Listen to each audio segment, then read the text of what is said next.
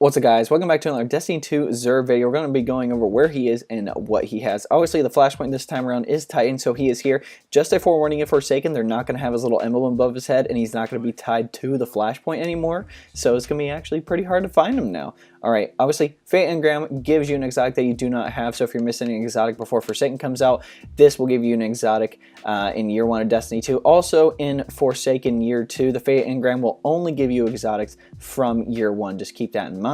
Alright, let's go over the gear. First up, we have the Risk Runner submachine gun. Let's check out the perks.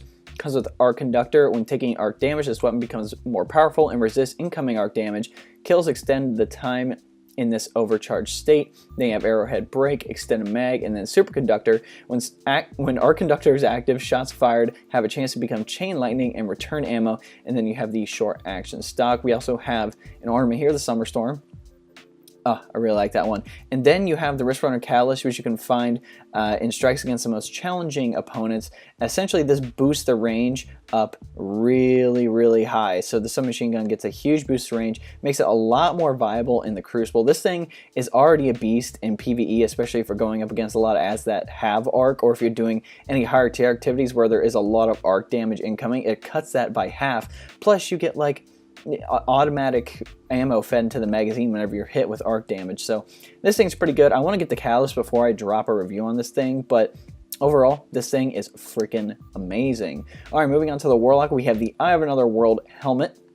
Let's check out the perk. We have Cerebral Uplink, highlights priority targets and improves the regeneration speed of your grenade, melee, and rift abilities. And then we also have the Future Recall Ornament, Gaze Beyond. Wait, no, this is Dead Orbit. Yeah, that's right. This is the Dead Orbit ornament. My bad. It's purple, so I get thrown off there. But this is a Dead Orbit ornament. Say that 3 times fast. Essentially, I really don't use this thing a lot. I think there's a lot more viable, I would say, Warlock exotics, things like Karnstein Armless, Transversive Steps. But if you don't like using those things and you like using your abilities, and I would say if you just want to use this thing to get your abilities potentially faster, if you don't like any other exotic, this is a good option for that.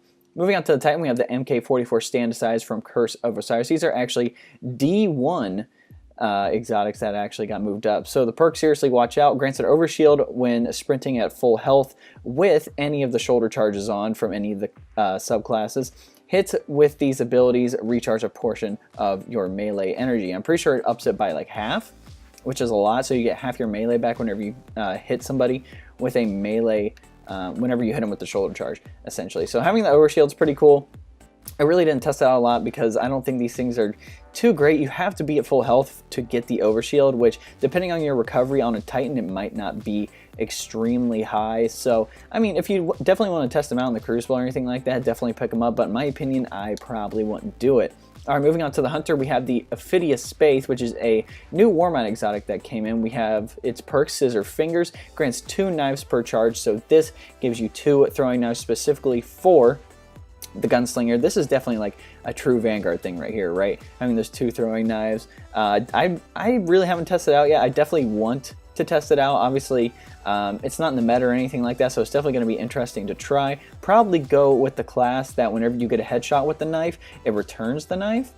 That's probably what I would do. I mean, more chances to have your knives if you're trying to go for those melee kills. Like pop a few shots off on somebody, throw the knife, boom, get your knife back, rinse and repeat. Some basic stuff here. So in my opinion, this thing wouldn't be too bad. I definitely want to test it out though. Obviously, consumable wise, we have the 3 of Coins and the Legendary Knifehold Challenge card. Make sure to pick up the challenge card before Forsaken drops. Yeah, definitely just pick this thing up. Alright guys, this seems to be it for the Xur video. If you want to help support me, there'll be a link below. Say best way to support me. I'll take you to a 4-minute video. If you want to go check that out, that'd be awesome. But if you don't want to do it, you can always like this video, subscribe to the channel, share this video, turn on the notification bell next to subscribe if you want me to notify when I drop some new content on the channel, and then comment y'all will see below. Again, I'm making content for you, so if you can see, try to get out there as quickly as possible. Also, we have the Discord link below. We have some chats going. Obviously, things about Destiny 2 Forsaken, the Division 2, some upcoming games and stuff like that. Also, we have some voice chats as well. So if you want to talk to me, that's going to be the best way to do that. Alright guys, hope you enjoyed this video. We'll catch you next time.